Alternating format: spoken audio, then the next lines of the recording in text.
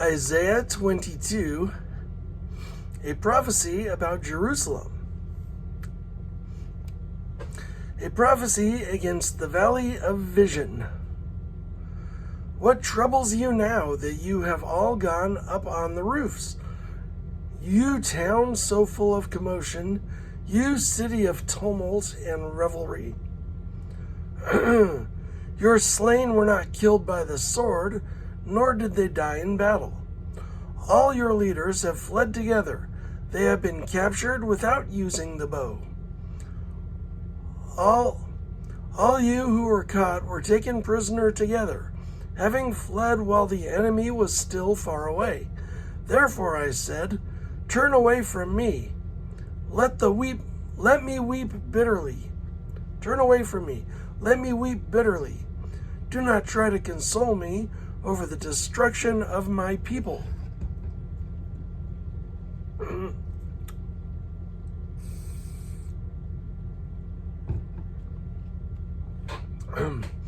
The Lord Almighty has a day. The Lord Almighty has a day of tumult and trampling and terror in the valley of vision, a day of battering down walls and of crying out to the mountains. Elam takes up the quiver with her charioteers and horses. Kir uncovers the shield. Your choicest valleys are full of chariots, and horsemen are posted at the city gates. The Lord stripped away the defenses of Judah, and you looked in that day to the weapons in the palace of the forest. You saw that the walls of the city of David were broken through in many places. You stored up water in the lower pool. You counted the buildings in Jerusalem and tore down houses to strengthen the wall. You built a reservoir between the two walls for the water of the old pool, but you did not look to the one who made it, or have regard for the one who planned it long ago.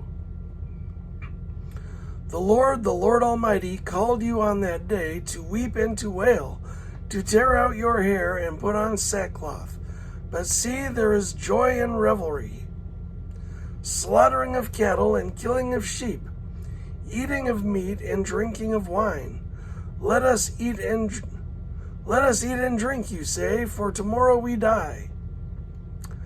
The Lord Almighty has revealed this in my hearing. Till your dying day, this sin will not be atoned for, says the Lord Almighty. This is what the Lord Almighty says. Go, say to the steward, to Shebna, the palace administrator, what are you doing here, and who gave you permission to cut out a grave for yourself here, hewing your grave on the height and chiseling your resting place in the rock? Beware, the Lord is about to take firm hold of you and hurl you away, you mighty man. He will roll you up tightly like a ball and throw you into a large country. There you will die, and there will be chariots you were so proud of.